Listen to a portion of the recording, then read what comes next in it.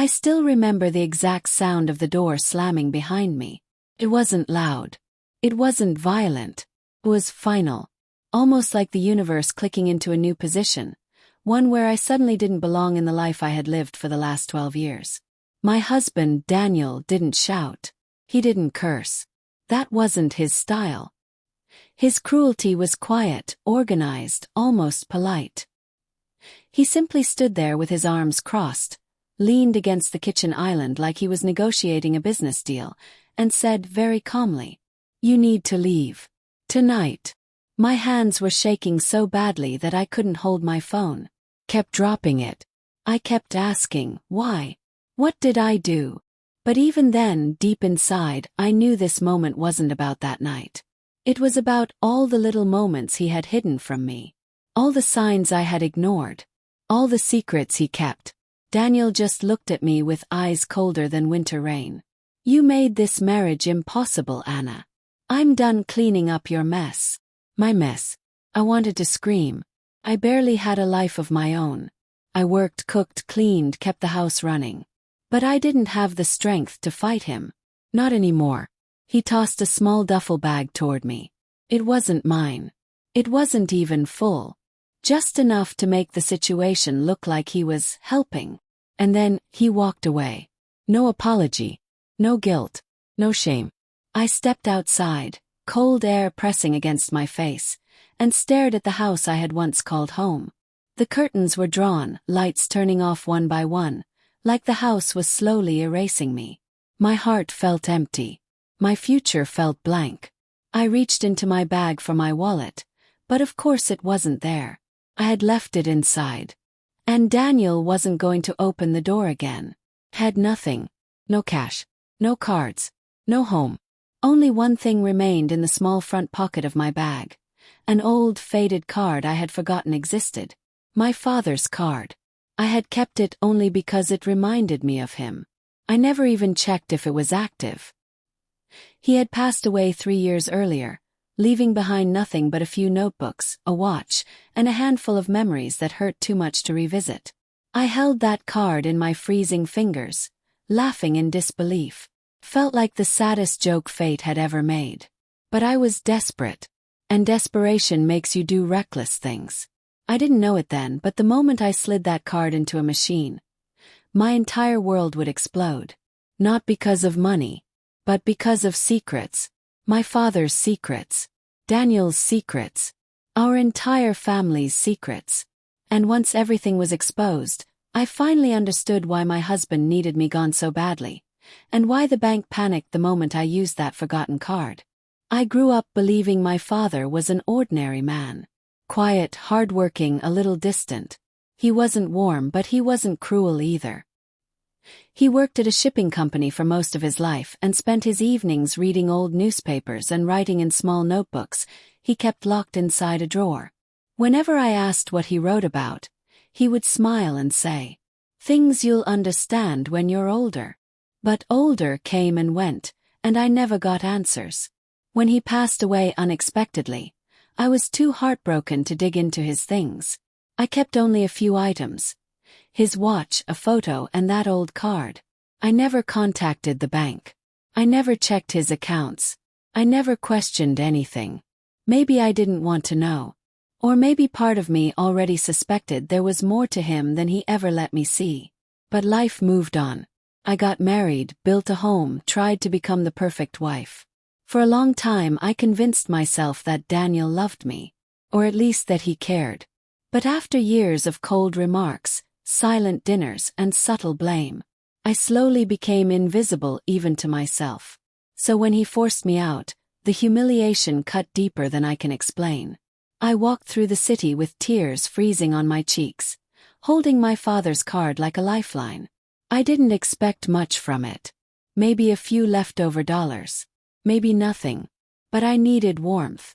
I needed food. And I needed to feel human again. So I walked into the nearest 24/7 shop and grabbed a bottle of water and a sandwich. My hands trembled as I approached the counter. "Card or cash?"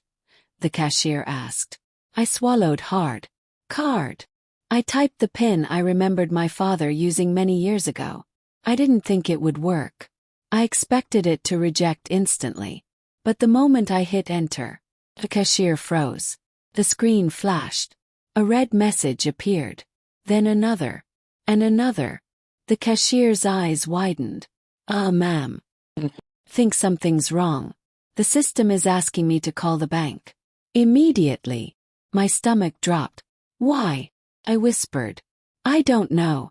It says the card is flagged with priority alert. Priority alert. My father.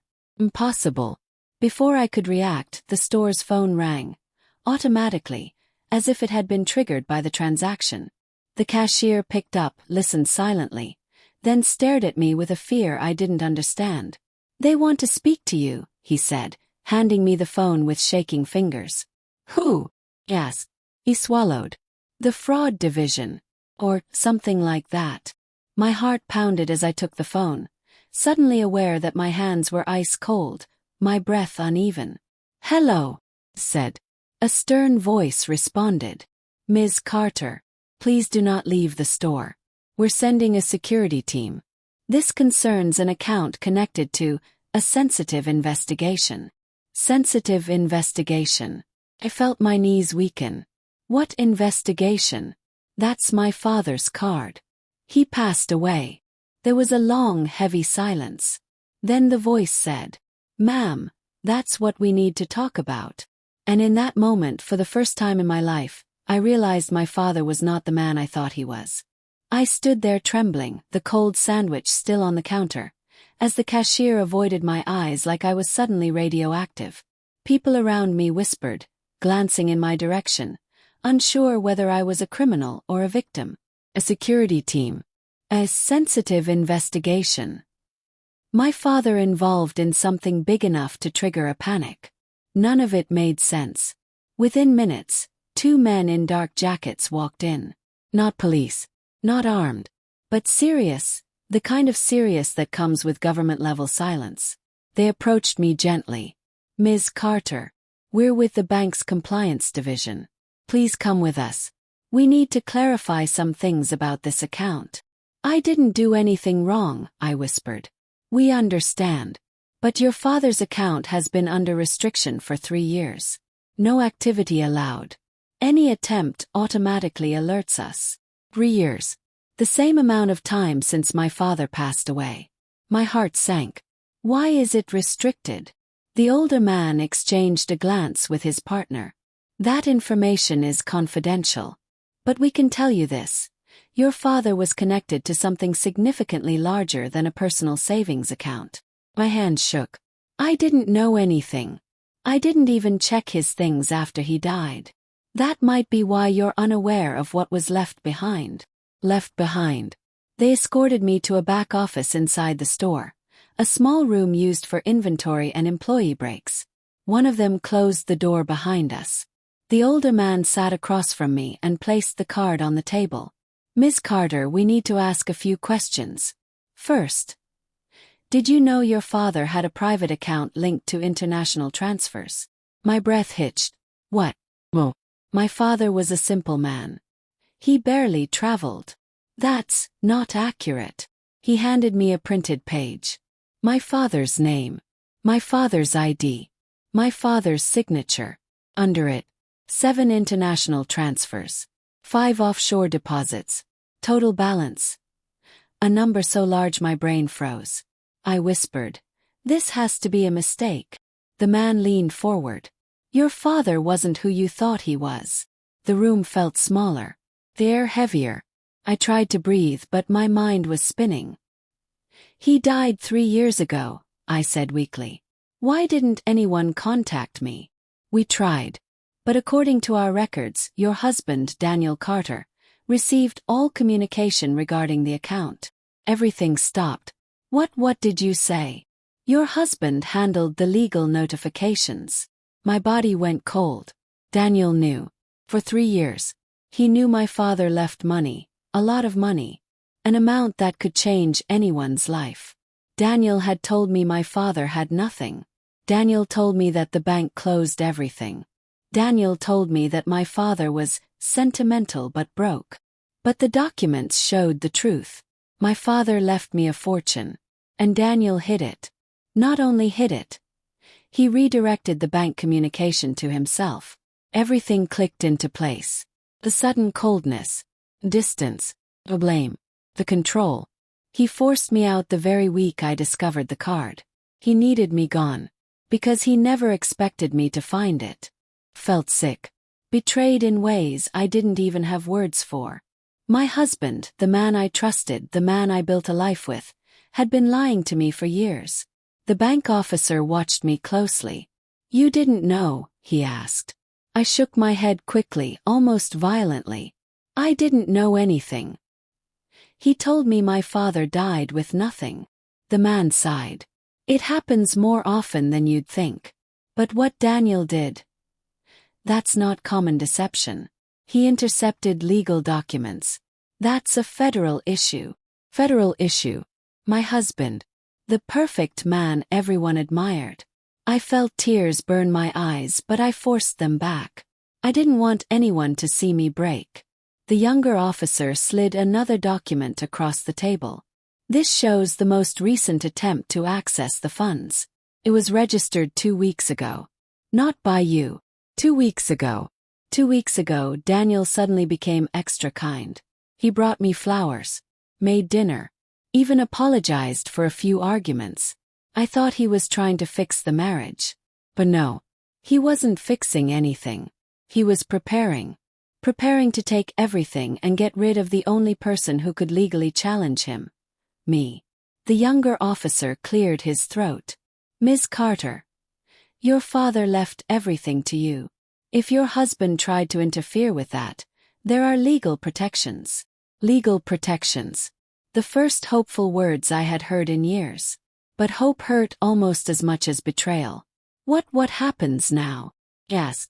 For now, we freeze the account until we clarify your identity and rights. But we strongly advise you contact legal counsel. Immediately. I laughed bitterly. I don't have money. I was kicked out tonight. I don't even have a place to sleep. They exchanged another look, softer this time. The older man stood. "Come. Let's get you somewhere safe, at least for tonight." As they walked me outside, I saw my reflection in the store's glass door. A woman who looked exhausted, broken, lost. But behind the fear, something else flickered. Anger. Not wild anger. Not the kind that destroys everything. Focused anger. Quiet storm. The kind that forms when a woman realizes she has been played for a fool, and decides she won't stay that way. As they drove me to a temporary shelter arranged through the bank's crisis program, my phone buzzed in my pocket. Daniel. I stared at the screen as his name flashed. He wasn't calling to apologize. He wasn't calling because he missed me. He was calling because he knew something went wrong. He knew I used the card. I declined the call. Not because I was scared, but because I wanted him to sweat, to wonder. Fear. For the first time in years. Had power. And I wasn't ready to waste it.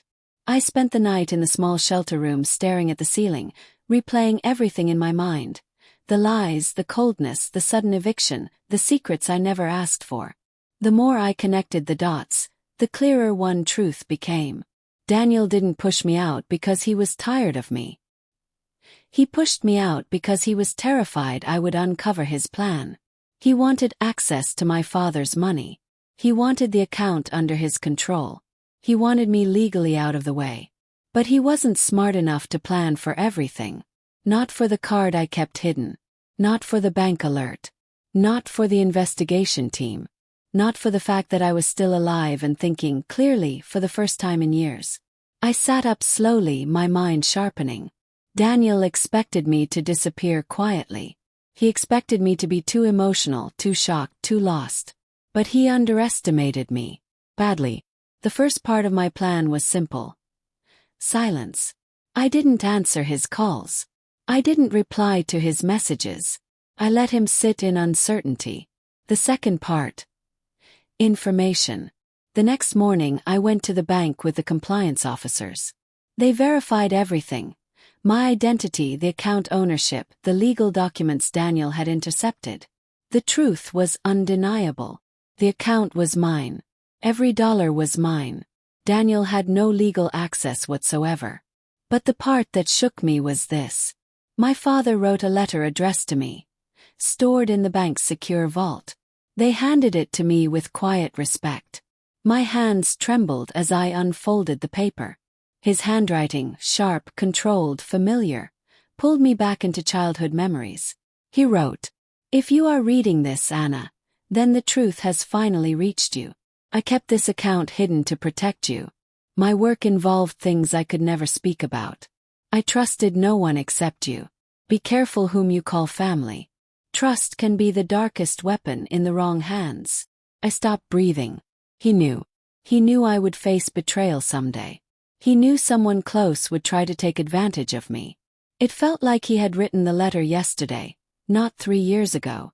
But the last line was the one that lit a fire inside my chest. If anyone attempts to control you through this money, walk away from them. And then, make them regret it. I folded the letter slowly, feeling my father's voice echo inside me. Step 3 of my plan. Walk away. But regret. Absolutely. The bank recommended a lawyer. I met her that afternoon. A sharp, calm woman named Marianne who looked like she could see straight through lies. After hearing my story, she said, "Daniel is in deep trouble. He forged mail redirection, attempted fraud, and forced you out under false pretenses. He's going to try something again. Let him. It will only make your case stronger. Let him." I smiled for the first time in days. Step 4 of my plan. Let Daniel expose himself. And he would. Very, very soon. Daniel showed up at the shelter 3 days later. I saw him through the window. Polished shoes, expensive coat, fake concern written all over his face. I didn't go outside. I let Marianne, my lawyer, handle him. They spoke near the entrance, but I could hear enough. "Where is my wife?" Daniel demanded. Wife, funny word, considering he threw me out like garbage. Marianne replied calmly, "She's safe. And she won't be returning home. She has to. She left the house on her own. She was evicted illegally. We have the footage. And the bank records." Daniel froze. Even from inside I could see the panic forming. "What records?" he asked too quickly. Marianne folded her arms. "The ones you conveniently hid for 3 years. The ones you tried to access 2 weeks ago. The ones you have no legal right to." Daniel's mouth opened, then closed. He looked like someone had punched the air out of him. "That's ridiculous," he said. "I never." "You did. And the investigation team already confirmed it." He paled. For a man who prided himself on always staying in control, watching him crumble was cathartic. Then he snapped. "She can't do this. That money should have been ours." "Ours?" Marianne asked, raising an eyebrow. "It was never yours. It belonged to her father. And now it belongs to her alone." Daniel tried to walk past her toward the door, toward me, but 2 security staff stepped in front of him. Marianne continued. "She will file charges. That includes fraud, coercion, mail tampering, and unlawful eviction." Daniel shook his head violently. No, she can't. She knows nothing. She's emotional. She's confused. She doesn't understand how money works." "Oh, Daniel. Wrong thing to say. Very wrong." Marianne smiled a small, deadly smile. "She understands perfectly. And she also understands that you plan to take everything and leave her with nothing." Daniel looked directly at the shelter window. Directly at me. His voice dropped, desperate. "Anna, please. You're ruining my life." I stepped outside. Low. Confident. His eyes widened. He wasn't expecting me to look so composed, so steady, so unbreakable. "Your life?" I asked softly. "You threw me out. You hid everything from me. You were going to take the money and disappear." "That's not true." "Then why did you try to access the account 2 weeks ago?" He froze again. Marianne stepped forward. "Mr. Carter, everything you say can be used in court. I suggest you leave." Daniel stared at me with a mixture of fear and rage. "You'll regret this," he whispered. I stepped closer, lowering my voice so only he could hear. "No, Daniel. You will." He left us. He knew he had lost. But what he didn't know was that the worst part for him was still coming. Once Daniel disappeared from the shelter, everything moved quickly. The bank officially transferred the account into my name. All notifications, all documents, all access rights, mine. Marianne filed the necessary charges. The investigation expanded. Daniel's attempts to intercept communication were documented. And within a week, I received a call from the authorities. Daniel had tried again to access the funds, using a fake document, which meant only one thing. He had just incriminated himself even more. Marianne was right. Sometimes the best revenge is letting someone destroy themselves. With everything legally secured, I found a small apartment. Nothing fancy but warm and safe. I painted the walls. I bought a plant. I sat on the floor the first night, surrounded by boxes, and for the first time in a long time, I cried out of relief, not fear. I wasn't rich overnight, and I didn't want to be. But the money my father left, it helped me rebuild my life. Not in luxury but in dignity. A month later, I visited my father's grave. I sat beside the stone and whispered, "You were right, Dad. Trust really is the darkest weapon." I placed his letter beside me and read it again. "Walk away from those who try to control you, and make them regret it." Felt like he was still guiding me. But the biggest realization came quiet and unexpected. Daniel never loved me. Not really. He loved the version of me he could control. And once he realized he couldn't, he tried to erase me. But instead he erased himself. The last message he ever sent me arrived 2 days later. "You destroyed everything. I hope you're happy." I didn't reply. 'Cause I was happy. Not because he was gone. Not because of the money. But because I finally had my freedom. My identity. My strength. Daniel took years from me, but he didn't take my future. He didn't even take the last word. I did. People assume this story is about money. It isn't. It's about trust. About choosing yourself. About understanding that sometimes the people closest to you hold the sharpest knives. My husband tried to break me. He tried to rewrite my life, my worth, my reality.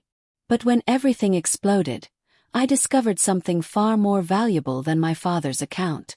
I discovered who I am. I learned that you can survive betrayal. You can survive humiliation. You can survive being thrown out into the cold with nothing. Because nothing is sometimes the beginning of everything. My father didn't leave me wealth. He left me wisdom. He taught me, even after his death, that silence can protect you but truth can free you. Daniel used my weakness against me. But he didn't expect me to grow stronger because of him. He didn't expect me to rise. And maybe that's the real revenge. Not the legal charges. Not the frozen accounts. Not the collapsed lies. But the simple fact that I walked away. Alive. Clear-minded. And unbroken. So if there's one lesson in all of this, it's this. Never underestimate a woman who has finally realized her own worth. Because once she sees it, no one can ever take it away again. Not even the man who tried to.